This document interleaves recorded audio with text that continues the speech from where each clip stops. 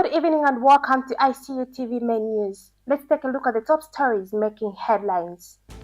Memorial service for former President Edgar Lungu held in South Africa. Journalism for professionals, not propagandists, government warns. 5-year-old body exhumed over burial concerns. In international news, Trump's Iran claims clash with Intel at NATO summit. In sports news, Copper Queens begin WAFCON preps under Moroccan sunshine.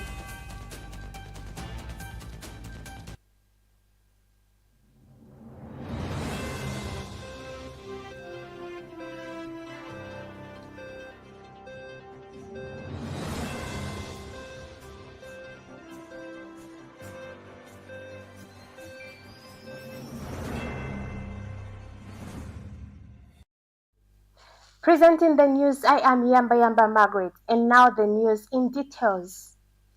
A memorial service for the late former president of Zambia, Edgar Lungu, was held today at the Cathedral of Christ in South Africa. The service was led by Archbishop Alex Banda and attended by family, former government officials, clergy, and members of the Zambian community. In his sermon, Archbishop Banda described President Lungu as a man of faith who served with humility and dignity, urging Zambians to honor his legacy by embracing unity and peace. My dear brothers and sisters in Christ, we gather and recall not just what he did, but more significantly, who he was.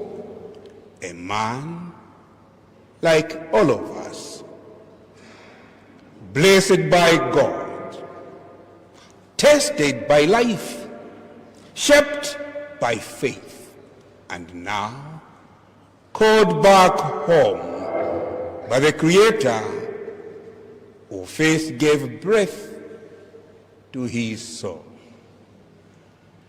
My dear brothers and sisters in Christ, my dear mourners, the late President Edgar Lungu was a humble man. He can eat mangoes on the streets. He was easy to relate with anybody, be it Kabova, whoever. Also generous. He would empty his own pockets like GBM in order to support those that are vulnerable. He was sociable. He was approachable and was available. He was the people's president. And in furtherance of the biblical proceedings are ongoing regarding the burial location of the late president. The Zambian Attorney General has challenged the family's decision to bury him in South Africa, insisting he would be laid to rest in Zambia.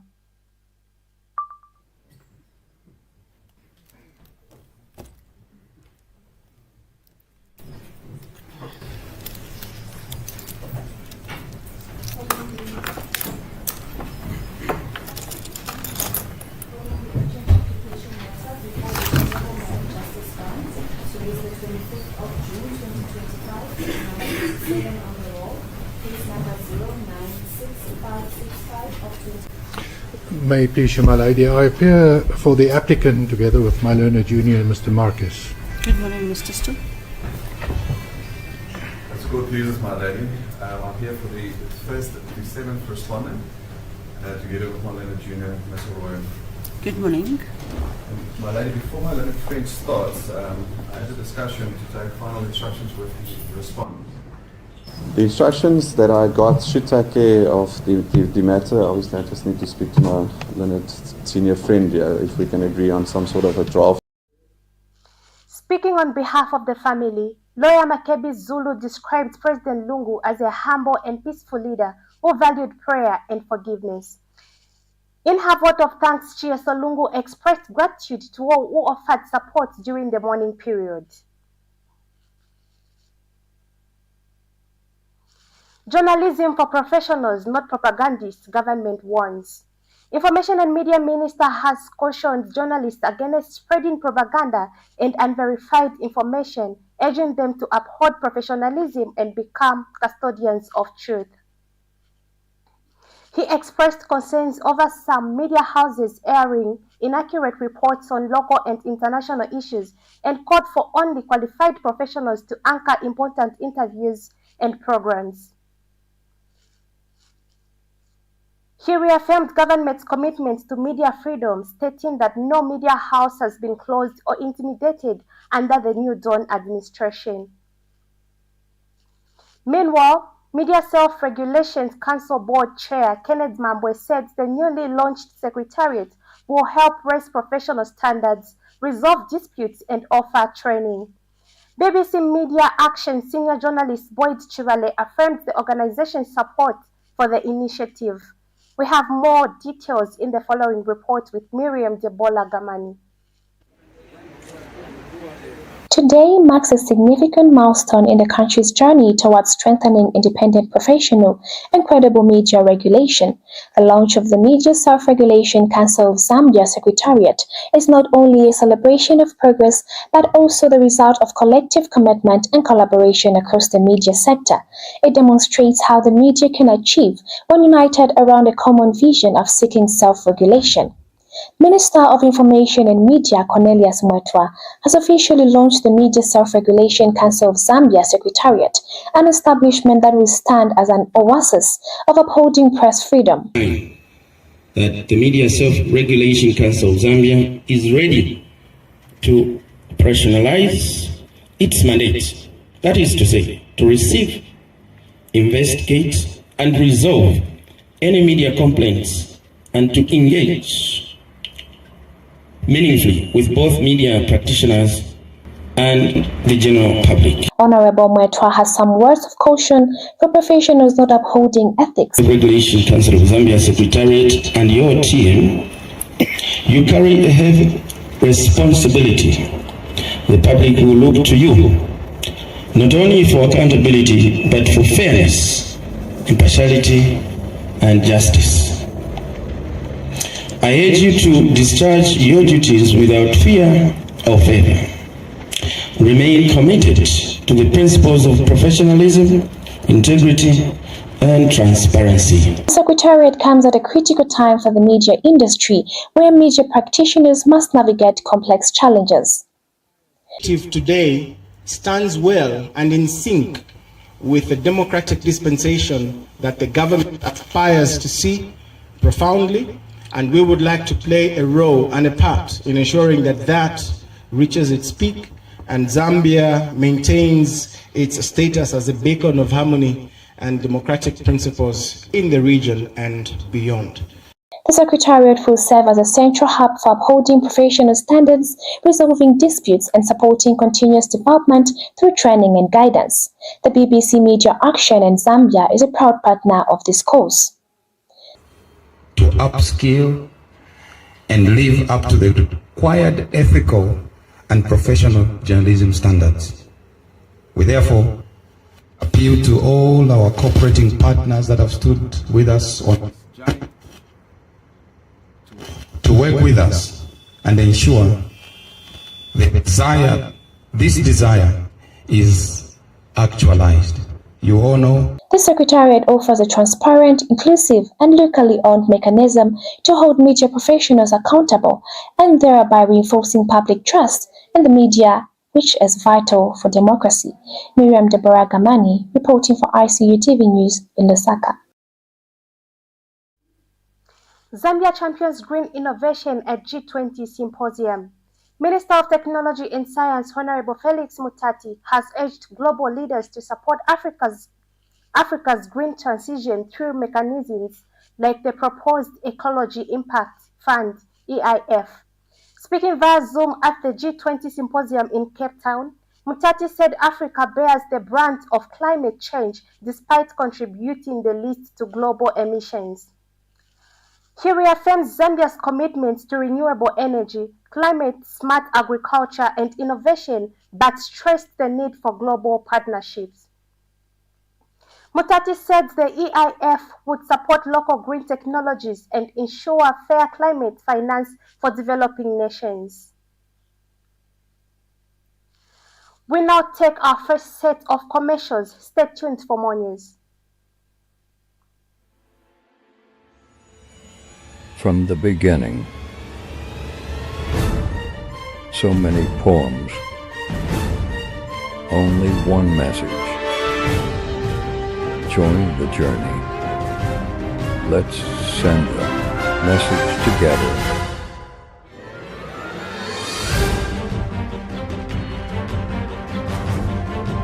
Let's restore humanity together.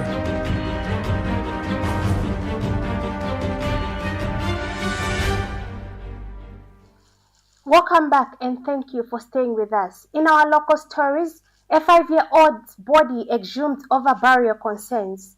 Police and Chikankata Council officials exhumed the body of Emerson Mwemba, a 5-year-old boy who drowned in December 2024 following a court order. The move came after family members raised concerns that he had been buried with coins in his hands, a ritual they had not consented to, and feared could have cultural or spiritual implications. Lucia Lumina, 60 years, who placed the coins, said it was done to protect the child's spirit from being used in witchcraft, citing the strange circumstances surrounding his death.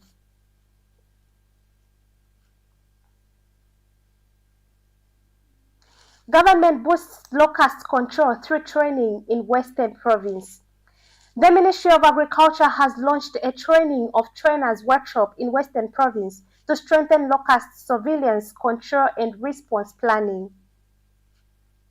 Agricultural officers from all 16 districts are receiving practical knowledge on locust biology, ecology and integrated pest management to improve early warning system and preparedness. Speaking on behalf of the Permanent Secretary, Technical Services, Western Province PS Akapelwa Simomo, said the initiative supports the government's goal to resilient agriculture and food security. It forms part of the broader agricultural transformation agenda aimed at meeting Zambia's production targets by 2027. The ministry recognizes that achieving these targets requires safeguarding crops from threats like locust, with support from FAO, CABI, and IRLCO. Government is investing in surveillance, training, and rapid response systems. The ministry thanked its partners and dedicated agriculture officers for their continuity commitment to protecting farmers and securing national food supplies. You are still watching Icutv main news. We take a short break and coming up next is international and sports news. Stay tuned. Welcome to the Zambia Research and Development Center, an institution dedicated to national development through capacity building and community development. Established in 2007 by a group of professionals and lecturers, ZRDC has since become a hub of research and innovation in the country. Registered with the Ministry of Home Affairs under the Registrar of Societies, ZRDC pursues cutting-edge research to address pressing social and economic challenges. Get involved.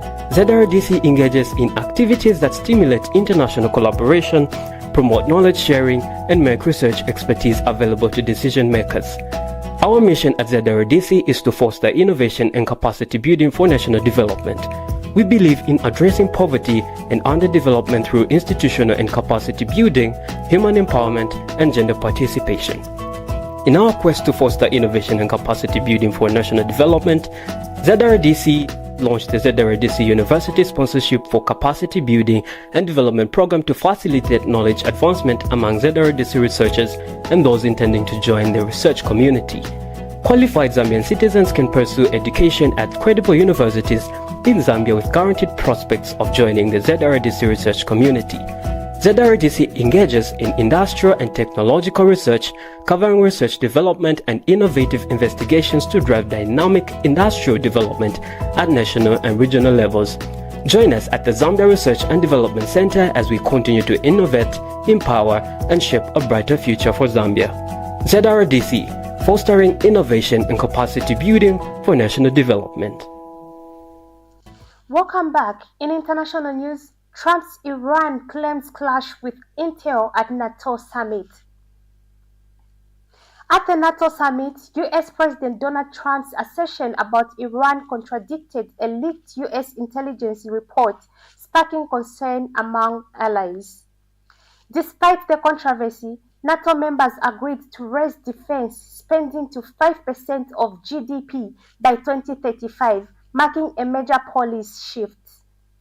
The summit also focused on strengthening alliance unity amid global tension, with Iran's nuclear activities and Russia's actions in Ukraine dominating discussions. It's not on the official agenda of this summit. The situation with regard to Iran is dominating much of the conversations. Certainly President Donald Trump is in triumphant mood. He says that he took action that no one else would take and it will result in peace. He says that Iran's nuclear facilities have been obliterated, and that of course contradicts a report from his own defense intelligence agency that was leaked that suggests that Iran might be able to rebuild its nuclear program in a matter of months. President Trump said that report was only an early assessment, and his view is that Iran will not have a nuclear program for decades at the earliest. We hear it was obliteration. It was a virtual obliteration. When you take a look at the ground above, don't forget the flame is all underground. But everything above, if you look at the before and the after picture, everything above is burned black. The trees, everything. There's one building, but that's a building that sunk substantially into the granite, so that, you know, the fire goes right over it. I believe it was total obliteration. On the formal agenda of this summit is the military spending by NATO allies. It's something that President Trump has long been talking about, saying that NATO members do not spend enough on their defence.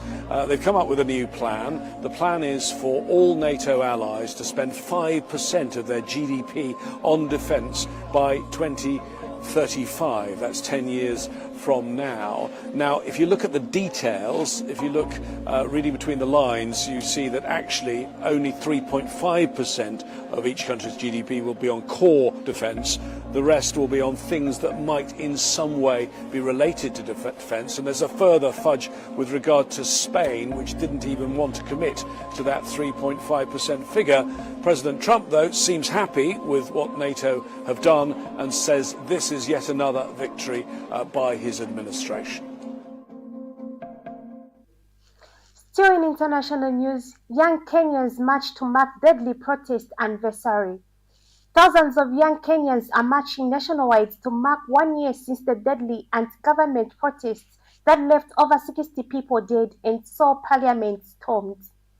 The demonstrators are demanding justice, accountability, and reforms, reigniting memories of the violent crackdown in 2024. Behind me, a large crowd is trying to charge towards this part of the central business district of Nairobi. Now, throughout the day, there have been running battles between protesters and police are trying to keep the crowd as far off from the CBD as possible. Most of them, all they want to do is get to Parliament, similar to the events from last year. Now, the June 25th protests are actually coming in the backdrop of cry against police brutality. For instance, the murder of blogger and teacher Albert Ojwang, who actually died in the hands of police officers, and there's so many questions and answers at the moment surrounding his death.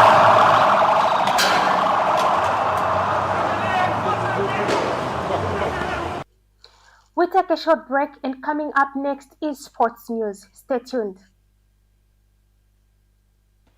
Did you know that mental health conditions are treatable and recovery is possible? Hi, I'm Ngenia Febamoyo. I'm your host on Let's Talk Mental Health. I invite you all to this show where you freely express yourself, and together we find a solution. For more details, you can contact 0777 93 73 92, and we'll be there to help you find solutions to whatever you're going through.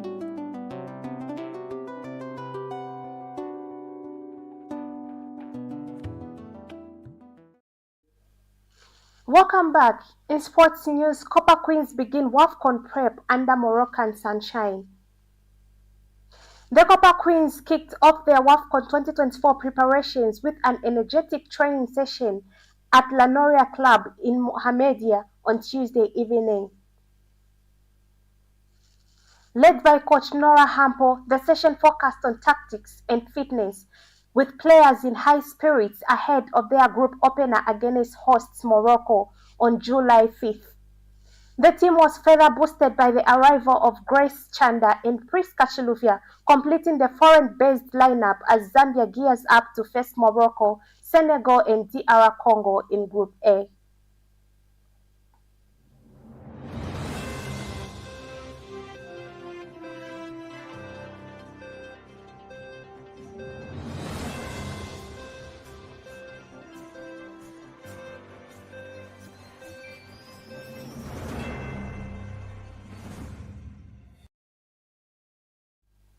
That sports item brings us to the end of our main news. But before we go, a quick recap on the stories that made headlines. Memorial service for former President Edgar Lungu held in South Africa. Journalism for professionals, not propagandists, government warns. 5-year-old body exhumed over burial concerns. In international news, Trump's Iran claims clash with Intel at NATO summit. In sports news, Copper Queens begin WAFCON prep under Moroccan sunshine. Thank you so much for watching. For more news updates, stay glued to our Facebook page at Icutv and our website at icutvzm.com. Good night.